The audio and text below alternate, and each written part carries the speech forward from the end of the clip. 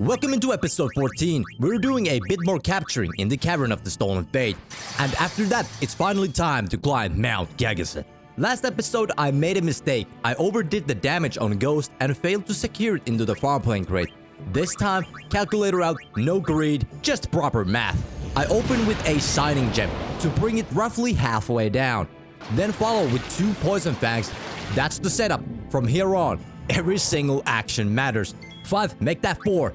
Gonna switch weapons? That's gonna be 3. The items I threw should leave the ghost with barely any HP, but it doesn't come in on 2 attempts. It casts water, and luckily I survive it. 1 more hit and Ghost finally secured into the farmplane crate. Now Ghost complete. Next up, the Master of Hide and Seek. After a few minutes of awkward silence, Tonberry finally shows up. This one had to be clean. First attempt, no mistakes. Luckily, Tonberry is down to sleep, so I'm going to be inflicting that right away. With the SOS haste active, sleep on Tonberry.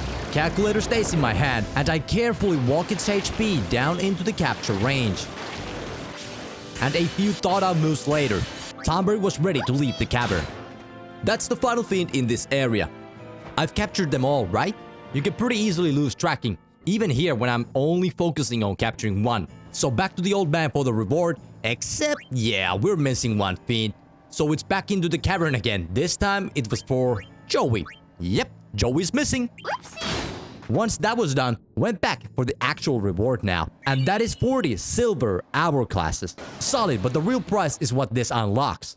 Tonberry. You can snack candles of life from Tonberry. Now what do? They inflict a doom on a fiend. That's huge. And don't let the face fool you. Tonberry may look polite, but deep down, it's an absolute menace. But before Mt.Gagazet, I want to take on Yojimbo, deep in the cavern. And unfortunately, for Yojimbo, it's extremely vulnerable to doom. So this fight comes down to one thing. Can I find Candle of Life in my menu? If the answer is yes, I win. The doom is going to leave Yojimbo with exactly 5 turns. And while I'm waiting for that, Protect Plus Guard keeps Yuji safe. Daigoro barely scratches. Zanmato would obviously end me, but we never get there. Sadly, this boss doesn't offer us any drops, any steals, or any AP. Not that it matters, but still. I guess they looked at it at a different point of view. Like, the real reward here is the chest you get to loot after the boss and possibly recruiting Yojimbo, which we're obviously not gonna do, but I am going to pick up the chests here. The first chest on the left offers me absolutely nothing. And I mean literally nothing. The sacred heights of Gagazet welcome you. Please enjoy the climb and try not to die immediately. Thank you, Kelk, for the kind words, but before climbing, I checked the Ronso shop, just in case it has anything for us. But this shop only includes the basic stuff, plus 10% HP and strength for everyone. Then the climb begins. First encounter, Mech Leader, Nidhogg, and Pandersnatch. CTP check. Mech and Wolf move right after me. Mech gets dismantled instantly. Pandersnatch nearly one-shots me. Yeah, the wolves on Gagazet do not mess around. Dream Powder shuts that down though.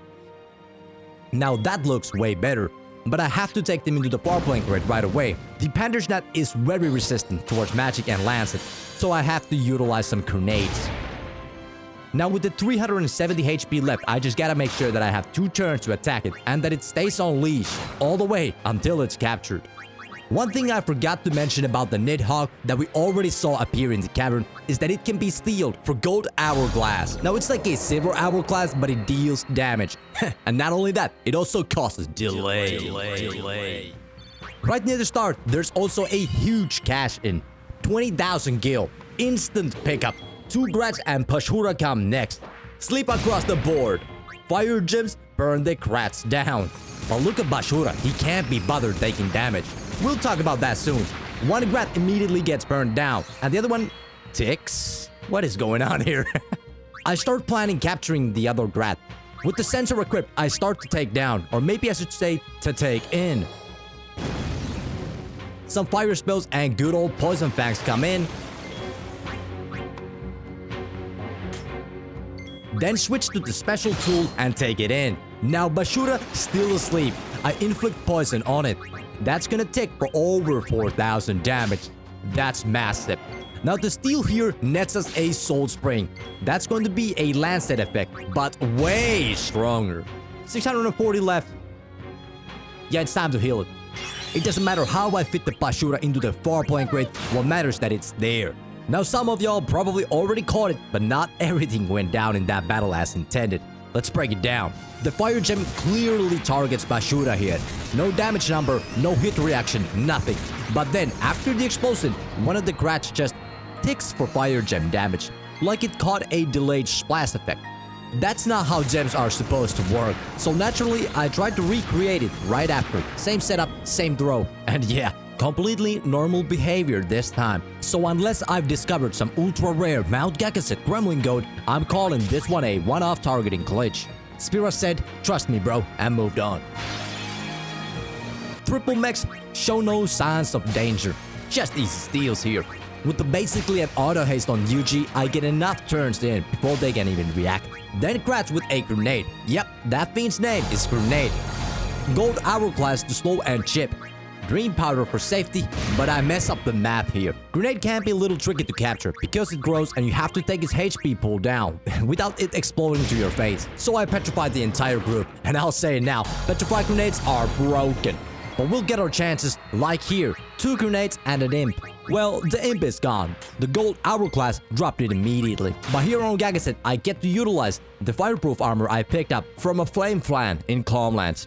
I mean, look at that 0. I can irritate these grenades until they explode, and thankfully, that explosion is considered a fire-based attack. Well, the last one I have to capture here, which isn't that hard of a job when it's alone. More chests on the way, including a defending bracer with stoneproof and poisonproof in one armor. Pretty solid pickup. Welcome to Owaka's. Then it's shop time with wands. Owaka's not here, but the business lives on, and their shop is stacked.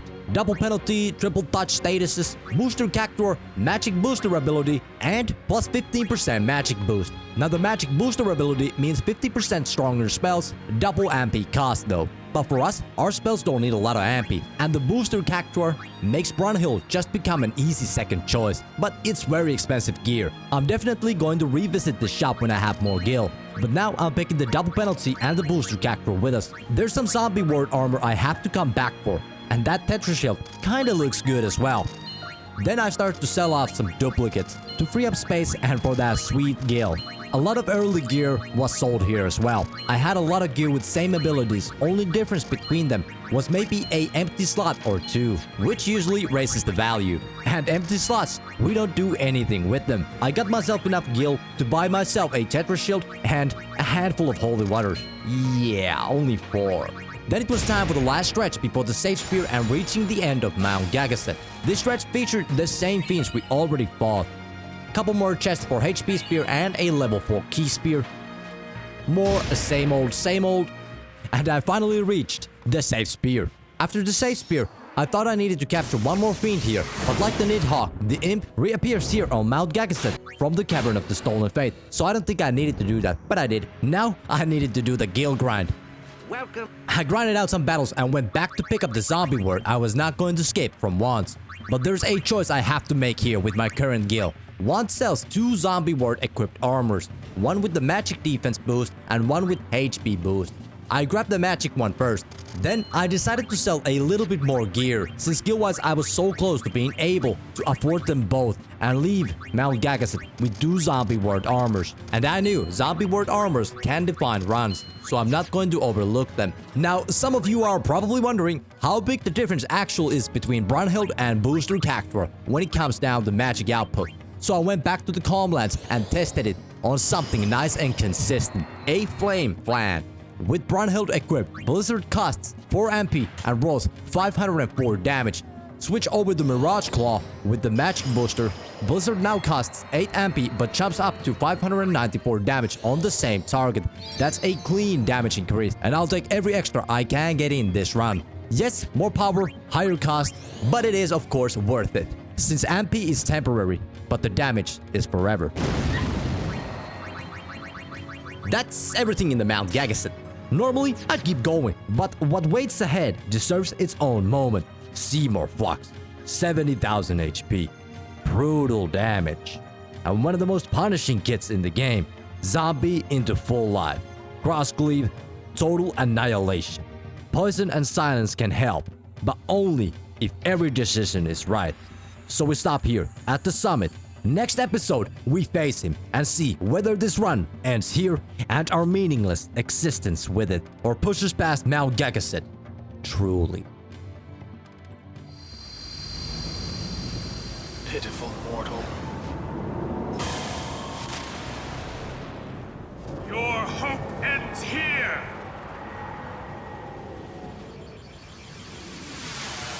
And your meaningless existence with it!